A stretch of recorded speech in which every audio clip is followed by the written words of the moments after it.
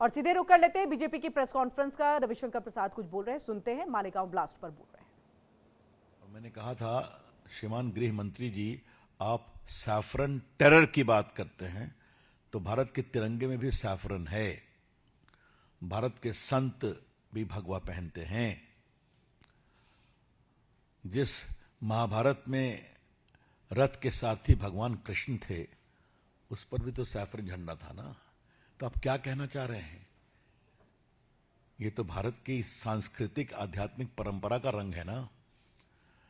तो पूरे देश में इतना बवाल हुआ कि बाद में कांग्रेस पार्टी को थोड़ा, जनार्दन द्विवेदी थे उस समय, उनको आना पड़ा, वो भी उतना नहीं कर पाए।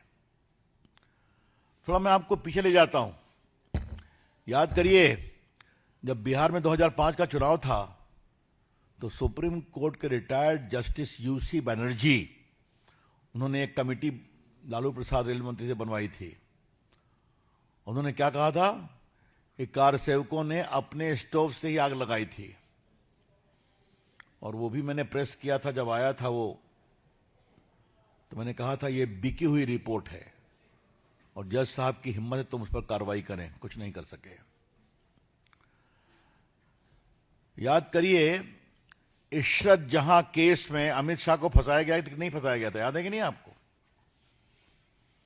2 बिके हुए विटनेसेस को खड़ा किया गया था और भारत के गृह मंत्री को महीनों तक जेल में रहना पड़ा था, शायद 1 साल के ऊपर।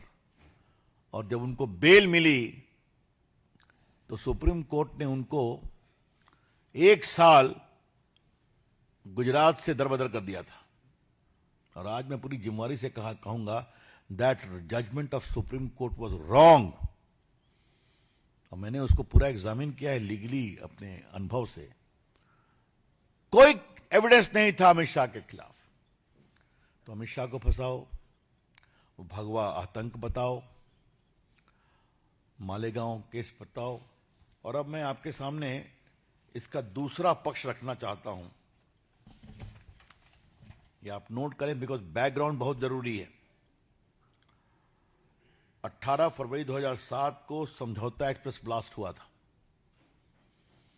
इसमें सिमी के 2 मुखिया सफदर नौगोरी ने अपनी भूमिका स्वीकार की थी और 2 पाकिस्तानी मुस्लिम आतंकवादी को पकड़ा गया था और बाद में उसको छोड़ दिया गया, क्योंकि मोड़ना था भगवा आतंकवाद की ओर। 2007 में हैदराबाद के मक्का मस्जिद बम विस्फोट मामले में स्थानीय पुलिस ने हुजी संगठन से जुड़े 100 मुस्लिम युवाओं को गिरफ्तार किया था। बाद में सबों को छोड़ दिया गया। 11 अक्टूबर 2007 को अजमेर बम ब्लास्ट में हिंदुओं को बदनाम करने की साजिश कांग्रेस ने रची थी और उस समय के एक आरोपी भवेश पटेल ने केंद्रीय मंत्री सुशील शिंदे पर बड़े लोगों को फंसाने के लिए दबाव देने की बात कही थी। और 26/11 मुंबई हमले में भी आपको मालूम ही है। अब मैं थोड़ी तारीख आपको बता देता हूं कब कब यह हुआ है। 17 दिसंबर 2010 को विक्की लीक्स ने राहुल गांधी की अमेरिकी राजदूत टिमोथी रोमर से 20 जुलाई 2009 को हुई बातचीत का ब्यौरा दिया। राहुल ने अमेरिकी राजदूत से कहा था, भारत विरोधी मुस्लिम आतंकवादियों और वामपंथी आतंकवादियों से बड़ा खतरा देश में हिंदू आतंकवाद है। 25 अगस्त 2010 को जो बताया, तत्कालीन गृहमंत्री चिदंबरम ने राज्य के पुलिस डीजीपी के कॉन्फ्रेंस में कहा था कि saffron terror is very deadly.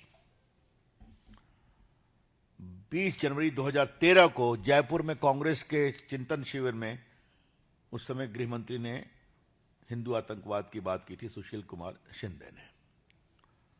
और दिग्विजय सिंह तो हैं ही हैं, वो शांति दूत जाकिर नाइक को कहते रहे। आज मैं आपको एक और बात कहना चाहता हूं। अंदर में विरोध हुआ, बड़े लोगों के द्वारा विरोध हुआ। स्वर्गीय राष्ट्रपति प्रणब मुखर्जी ने अपनी पुस्तक द कोलिशन ईयर में 2004 में जब शंकराचार्य जैन सरस्वती गिरफ्तारी हुई तो मेंबर थे कैबिनेट के, उन्होंने उसका विरोध किया था। कहा कि उन्होंने पूछा क्या इस तरह के मामलों में खाली हिंदू संतों की भूमिका होती है। और देखिए, ये मैं ऐसे नहीं कह रहा हूं, ये सबके रिकॉर्ड है हम लोग के पास। ये जहां जहां ये कोटेड है वो सब इंटरनेट पर उसका बेस हमारे पास है।